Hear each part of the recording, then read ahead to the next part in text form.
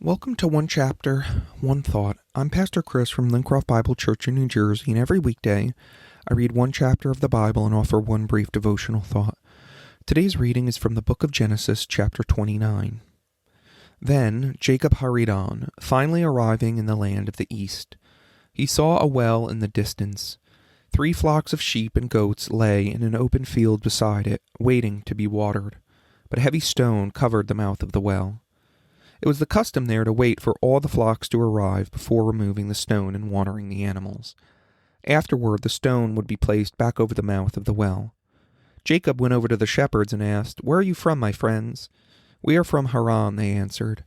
"Do you know a man there named Laban, the grandson of Nahor?" he asked. "Yes, we do," they replied. "Is he doing well?" Jacob asked. "Yes, he's well," they answered. "Look, here comes his daughter Rachel with the flock now."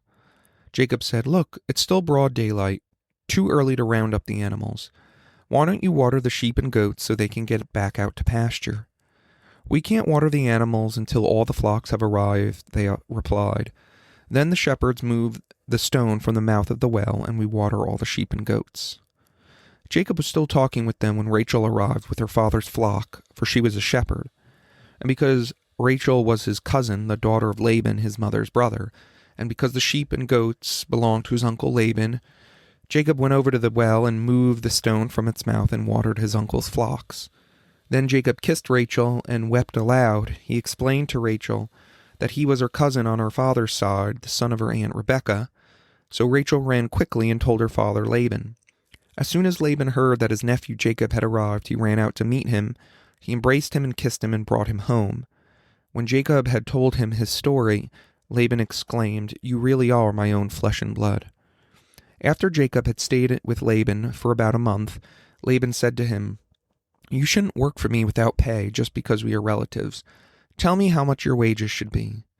Now Laban had 2 daughters. The older daughter was named Leah, and the younger was Rachel. There was no sparkle in Leah's eyes, but Rachel had a beautiful figure and a lovely face. Since Jacob was in love with Rachel, he told her father, "I'll work for you for 7 years if you'll give me Rachel, your younger daughter, as my wife." "Agreed," Laban replied. "I'd rather give her to you than anyone else. Stay and work with me." So Jacob worked 7 years to pay for Rachel, but his love for her was so strong that it seemed to him but a few days. Finally, the time came for him to marry her. "I have fulfilled my agreement," Jacob said to Laban. "Now give me my wife so I can sleep with her." So Laban invited everyone in the neighborhood and prepared a wedding feast. But that night, when it was dark, Laban took Leah to Jacob, and he slept with her. Laban had given Leah a servant Zilpah to be her maid. But when Jacob woke up in the morning, it was Leah. "What have you done to me?" Jacob raged at Laban. "I worked 7 years for Rachel. Why have you tricked me?" "It's not our custom here to marry off a younger daughter ahead of the firstborn," Laban replied. "But wait until the bridal week is over. Then we'll give you Rachel too, provided you promise to work another 7 years for me." So Jacob agreed to work 7 more years. A week after Jacob had married Leah, Laban gave him Rachel too. Laban gave Rachel a servant Bilhah to be her maid. So Jacob slept with Rachel too, and he loved her much more than Leah. He then stayed and worked for Laban the additional 7 years.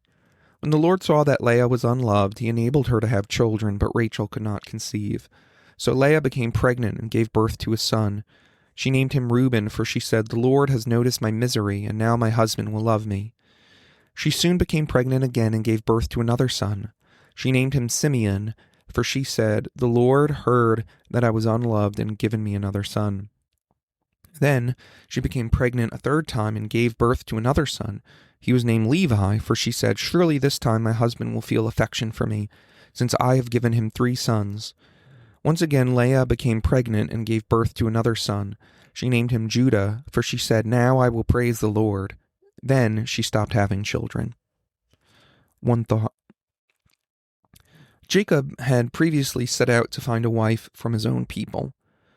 He finally arrives and finds a beautiful shepherd girl wanting to water her flocks. Jacob finds out that he is related to her and wants to marry her. I guess things were a bit different back then. He approaches her father Laban, and Laban asks that Jacob works 7 years before getting married to his beautiful daughter Rachel, whom Jacob loved. Now, it was a light thing for Jacob to do this. The text tells us that because of his great love for Rachel, his work seemed but a few days. So finally, the 7 years had been fulfilled, and the time had come for Jacob to marry Rachel. So on the wedding night, Laban hatches a plan. He swaps out his firstborn, Leah, whom Jacob doesn't really love, and gives her to Jacob instead of Rachel. But you might be wondering how he could not have known that it was Leah and not the woman that he wanted to marry, Rachel.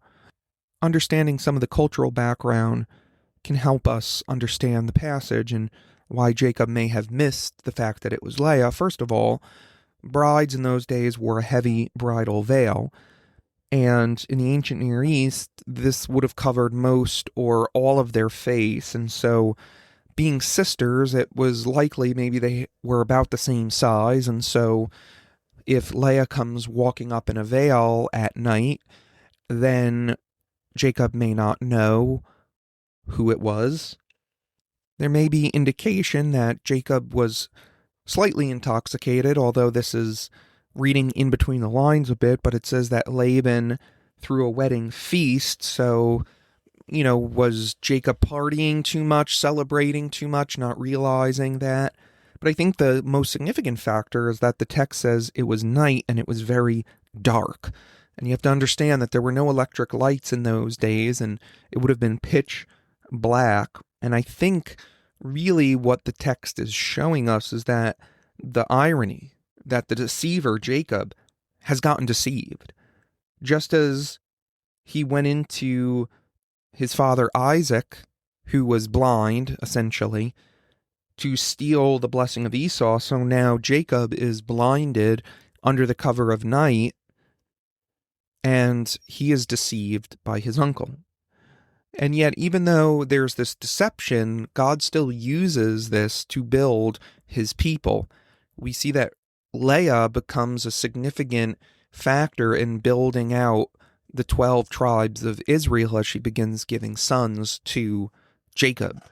And so Jacob seems to get his just desserts here for all the deception that he had in his life, but even then, God is in control and God is writing the story.